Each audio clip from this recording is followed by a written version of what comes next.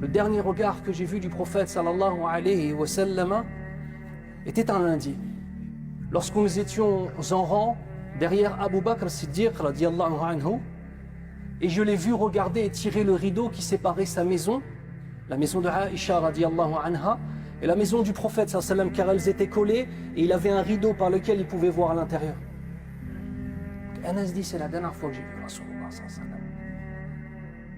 Il dit, j'ai vu tirer le rideau et nous étions déjà en rang et nous allions prier derrière Abu Bakr.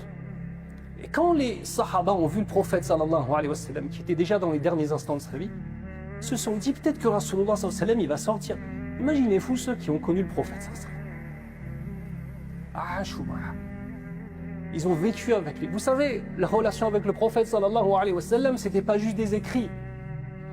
Aujourd'hui, on voit un frère, on dit, Akhi, le prophète sallallahu alayhi wa sallam a dit, et il écoute ça comme si c'était un truc écrit dans un livre, mort, qui n'avait aucune vie.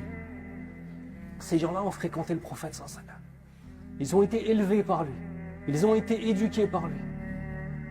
Ils l'aiment d'un amour que vous ne pouvez même pas vous imaginer, qu'on ne peut même pas s'imaginer. Il est dans l'agonie de la mort, Nabi